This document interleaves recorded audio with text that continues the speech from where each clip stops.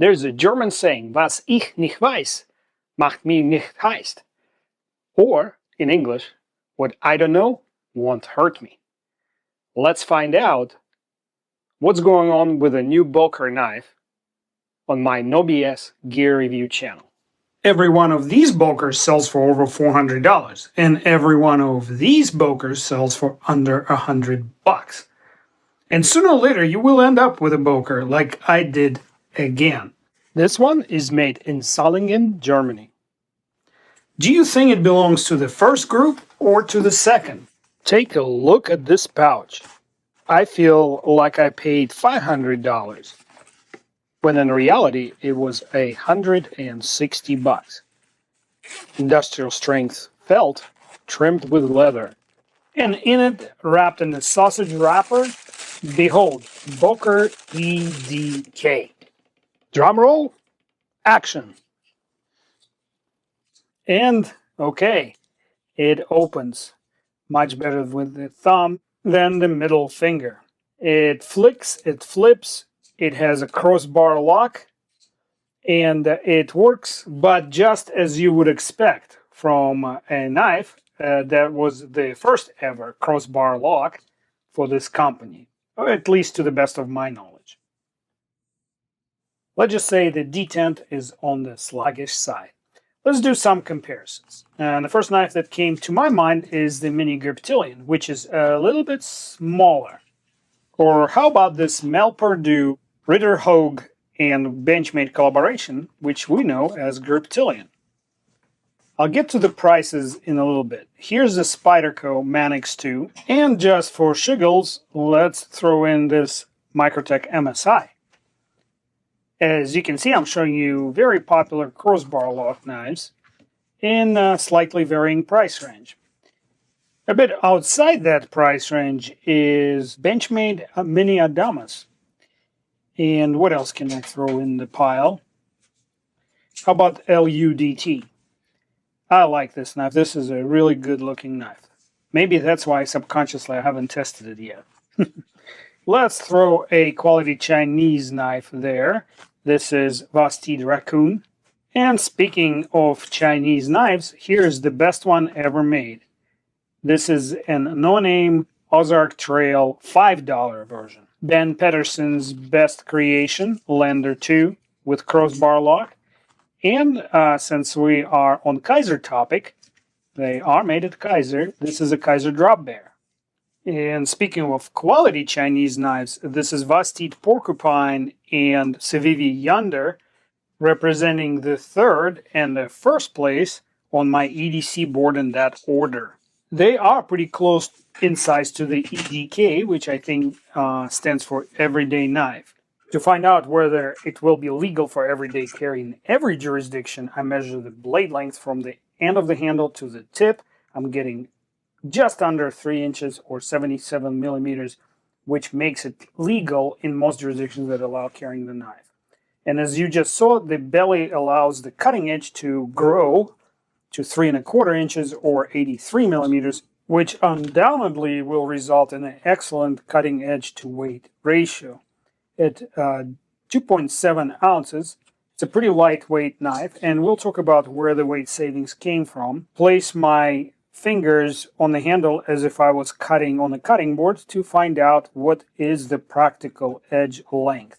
And it looks like I'll be able to use more than a half of the blade's length, or 1 5/8 of an inch, before my knuckle hits the board. Excellent result. Well designed, everyday knife. All the points that could be scored have been scored so far, but unfortunately the sluggishness of the detent seems to be the Achilles heel of this design. Doesn't look like lefty flick will work out too well because you may end up with your fingers on the cutting edge. Let's talk about pocket.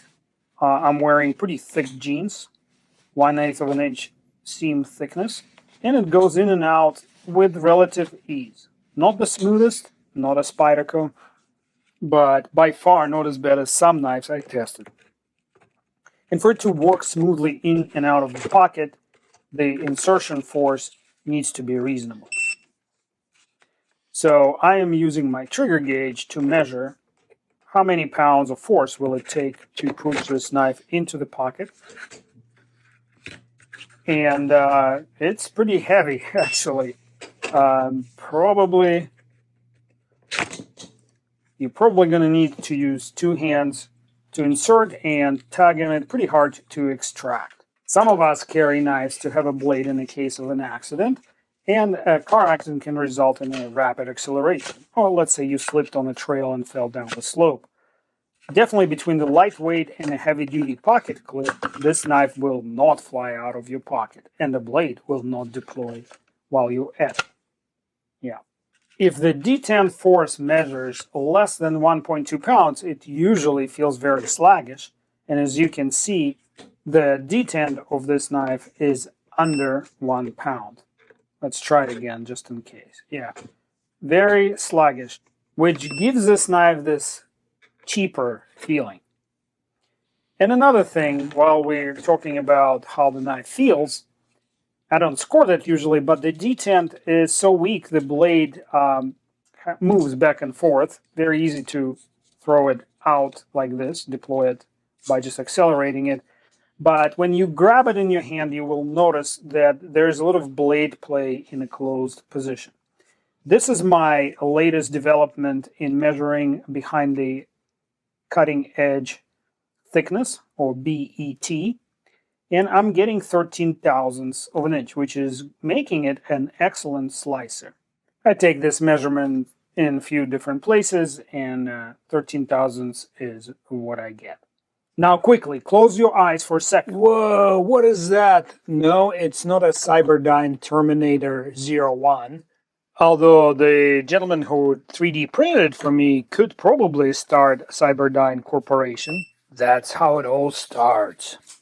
So what it is, it's a fishing line spool set up in a tensioner that is in turn mounted on my Newton meter, or as we call it in America, trigger gauge. What you saw was a trial cut, and now I am ready to test in earnest. It's very similar to BESS, same principle. And now I'm using pivoted method of cutting. But I can't tell for sure if the pivot is set at the exact same distance from the filament as it is on BESS scales. Let's just go with the flow and see what happens. 212 grams was the first cut. Now I am getting rid of the cut filament and then pulling fresh filament out of the spool and securing it to the device. I will have to do a separate video describing this device. If you want to see it, please comment. All your questions and comments will be reviewed by me and the designer of this device. 215 grams. That's pretty close to the first cut. Well, let's not jump to any conclusions.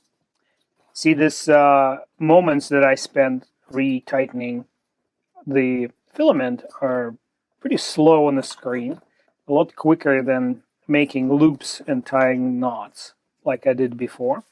And this gives me an opportunity to thank all my subscribers, also all my paid channel members. I appreciate your support. Now let's see the third time. 283 grams. I think it's mostly because of the imperfections in the edge itself. And speaking of, now I'm going to dull the knife using my buckhorn or staghorn. 10 cuts in each direction for a total of 20 cuts between the pieces of blue tape. And, back to the testing we go. Don't forget to hit the like button, or even better, hit the share button and copy the link. This way, the algorithm will promote my video to folks just like yourselves. 345 grams on this cut, retensioning. If you're one of the folks that bought super thanks to donate to my channel, I sincerely appreciate it. This is a jolt of joy and adrenaline simultaneously when you do so. That really gets my creative juices flowing. Let's see. I got 332 grams on this cut. Let's set up for the next one. All the money I gained from this channel goes right back into purchasing knives and gear. For example, I currently have about to be released Magpool knife with a metal injected molded blade, as well as that Spyderco with a 3D printed aluminum handle. I pre-ordered them about a month ago, eagerly awaiting their arrival. Let's see here what we got. And we got 366 grams. So let's calculate the averages and the sharpness reduction. And what I see out of this factory edge is not horrible, but not great either. Still, it's less than 50% reduction. All right, if you're already a member of my channel, you should be able to see chapter 2 of the video about this knife in the members only section. Don't worry, if you're not a member, chapter 2 will come out shortly, since this knife has a little bit play in a closed position, a detent play, which makes it, to my OCD brain, makes it very unpleasant actually to handle the knife. Every time I put it in the pocket or take it out of the pocket, I can feel that wiggle here, and it bothers me. And I think it actually is the reason why I can only flick it with my thumb and slowly, and having difficulties flicking it with my middle finger. Let's take a closer look at the killer robot device that converted my trigger gauge into the cutting gauge.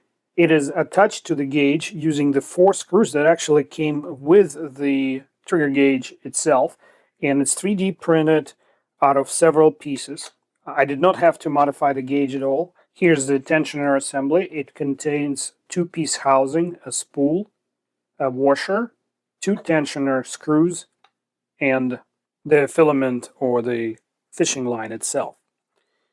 So it works by untightening this screw, pulling the fishing line out, wrapping it half a wrap around this washer, and then adjusting tension by hand, and then tightening this screw.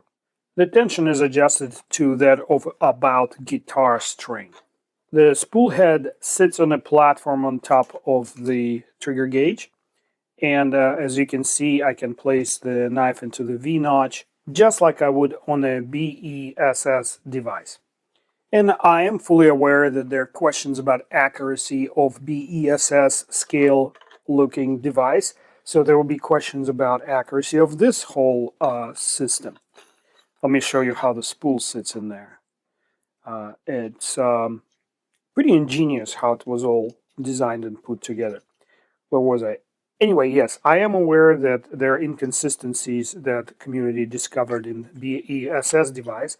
This here costs $40 for the gauge, and I am not sure that, I don't know if the gentleman who 3D printed 2 examples of these for me is planning to sell them or not. I will be definitely happy to help anybody connect with him without any kind of kickback toward my channel. I just support ingenuity. And while at the present moment I cannot fully determine whether or not this assembly becomes a more accurate device than the BESS scale, I'll tell you this: it is definitely going to be less expensive. If any of you folks out there are in possession of BESS scale, please consider sending me that to do a side-by-side comparison video. And my theory is that the trigger gauge operates at much higher frequencies than the scale that BESS used, so potentially there's more accuracy here. My email is in the channel description.